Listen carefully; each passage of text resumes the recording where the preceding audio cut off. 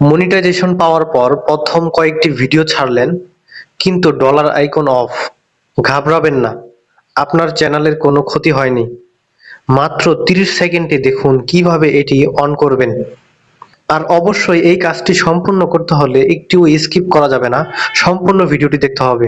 আশা করি আপনাদের এই বিষয়ে অন্য কোনো ভিডিও দেখতে হবে না। তো চলুন শুরু করা যাক আজকের ভিডিওটি। প্রথমে আপনি যে কাজটি করবেন, আপনার হাতে থাকা যে মোবাইল ফোনটি আছে কিংবা ল্যাপটপ বা কম্পিউটারের মধ্যে ওয়াইটি স্টুডিওকে আপনারা ওপেন করে নেবেন। আমি আমার মোবাইলের ওয়াইটি স্টুডিও ওপেন করে নিচ্ছি।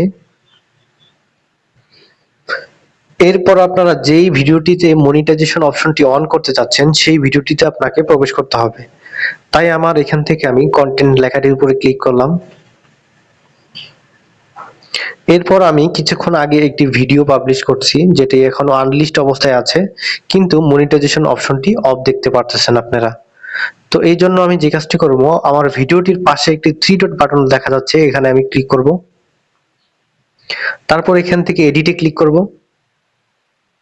এরপর এখানে শো মোরে ক্লিক করব। তারপর একটু নিচে আপনারা দেখতে পারবেন এখানে মনিটাইজেশন অপশনটি দেওয়া আছে, এখানে আমি ক্লিক করলাম। এরপর এখানে মনিটাইজেশন অফ দেখাচ্ছে, এখানে ক্লিক করলাম। তারপরে এখানে আবার একটি তীর চিহ্ন আছে বা টিক মার্ক, এখানে ক্লিক করলাম। তারপর এখান থেকে অন আছে, অনটার উপরে ক্লিক করে দিলাম। তারপর এখানে ব্যাগে আসলাম, আবারও ব্যাগে আসলাম, এখান থেকে সেভ করে দিলাম।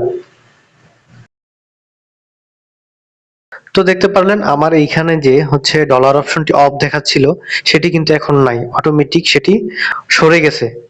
তো এইভাবে আপনারা খুব সহজে আপনাদের ভিডিওর ডলার অপশনটি অন করতে পারবেন। এই দেখেন আমার এখানে কিন্তু ডলার অপশনটি এখন অন দেখাচ্ছে।